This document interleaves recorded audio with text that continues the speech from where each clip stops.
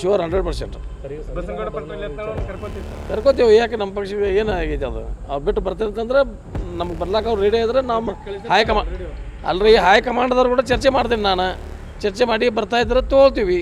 ಸ್ನೇಹಿತರೆ, ಯತ್ನಾಳ್ ಅವರನ್ನ ಉಚ್ಚಾಟನೆ ಮಾಡಿದ್ರಲ್ವಾ, ಸುಮಾರು ಬಿಜೆಪಿಯಿಂದ 6 ವರ್ಷಗಳ ಕಾಲ ಅವರನ್ನ ಉಚ್ಚಾಟನೆ ಮಾಡಿದ್ದಾರೆ. ಇದರ ನಂತರದಲ್ಲಿ ಸಾಕಷ್ಟು ಬೆಳವಣಿಗೆಗಳು ಆಗ್ತಾ ಇವೆ.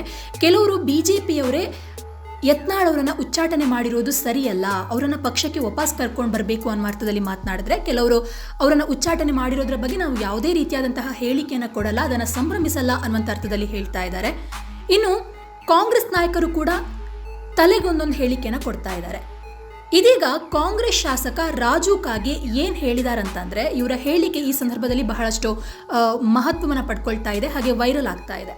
ಏನಂದರೆ, ಯತ್ನಾಳ್ ಅವರನ್ನು ಕಾಂಗ್ರೆಸ್ಗೆ ಕರೆದುಕೊಂಡು ಬರ್ತೀನಿ ಅಂತ ಹೇಳಿ, ಕಾಂಗ್ರೆಸ್ ಹೈಕಮಾಂಡ್ ಜೊತೆಗೆ ಚರ್ಚೆನ ಮಾಡ್ತೀನಿ, ನಂತರದಲ್ಲಿ ಅವರನ್ನು ಕರೆದುಕೊಂಡು ಬನ್ನಿ ಅಂತ ಅಂದರೆ ನಾನು ಯತ್ನಾಳ್ ಅವರಿಗೆ ಸ್ವಾಗತ ಅಂದರೆ ನಮ್ಮ ಪಕ್ಷಕ್ಕೆ ಬನ್ನಿ ಅಂತ ಹೇಳ್ತೀನಿ.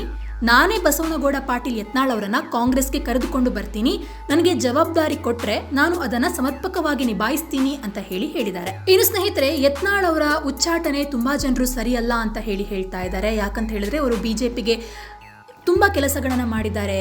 ಬಿಜೆಪಿಯನ್ನು ಅಥವಾ ಹಿಂದುತ್ವವನ್ನು ಸಮರ್ಥಿಸಿಕೊಂಡು ಅನೇಕ ಹೇಳಿಕೆಗಳನ್ನು ಕೊಡ್ತಾ ಇದ್ರು, ವಿರೋಧ ಪಕ್ಷದವರನ್ನು ಎದುರಿಸ್ತಾ ಇದ್ರು. ಇದೀಗ ಅವರನ್ನೇ ಪಕ್ಷದಿಂದ ಹೊರಕ್ಕೆ ಹಾಕಿರೋದು ತುಂಬ ಜನರಿಗೆ ಬೇಸರವನ್ನು ಉಂಟು ಮಾಡ್ತಾ ಇದೆ.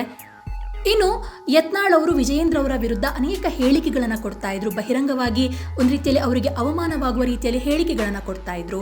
ಇದೀಗ ವಿಜಯೇಂದ್ರ ಅವರಿಗೆ ಯಾರೂ ಕೂಡ ಎದುರಾಳಿಗಳು ಇಲ್ಲದ ರೀತಿಯಲ್ಲಿಯೇ ಅವರೇ ಮತ್ತೆ ರಾಜ್ಯಾಧ್ಯಕ್ಷರಾಗುವಂತಹ ಎಲ್ಲ ಚಾನ್ಸಸ್ ಕೂಡ ಇದೆ.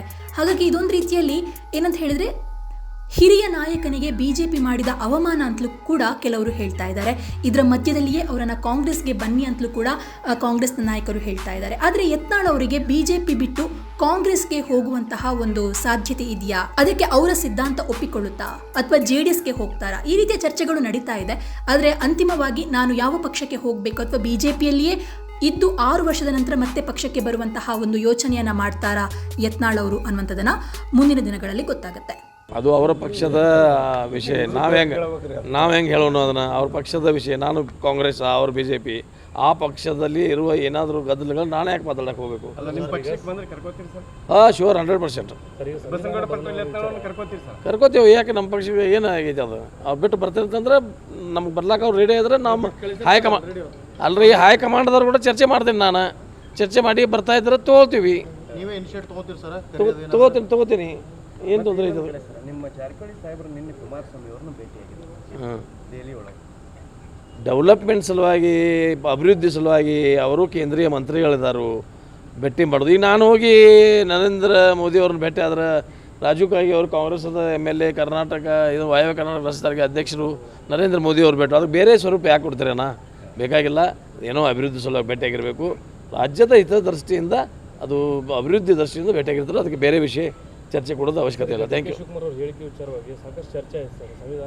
ಅವರೇ ಹೇಳಿದಾರಲ್ರಿ, ಅವ್ರೇನು ಹೇಳಿದಾರು ಅದು ಸಿದ್ಧ ಮಾಡಿ ತೋರಿಸಿದ್ದಾದ್ರೆ ನಾನು ರಾಜಕೀಯದಿಂದ ನಿವೃತ್ತಿ ಆಗ್ತೀನಿ, ನಾನು ಹಂಗೆ ಮಾತಾಡೇ ಇಲ್ಲ ಅಂತೇಳಿ ಸ್ವಂತ DK ಶಿವಕುಮಾರ್ ಅವರು ಹೇಳಿದರು. ಸಂವಿಧಾನ ಬದಲಾವಣೆ ಬಗ್ಗೆ ನಾನು ಹಂಗೆ ಮಾತಾಡಿಲ್ಲ ಅಂತ ಹೇಳಿದ್ದಾರೆ.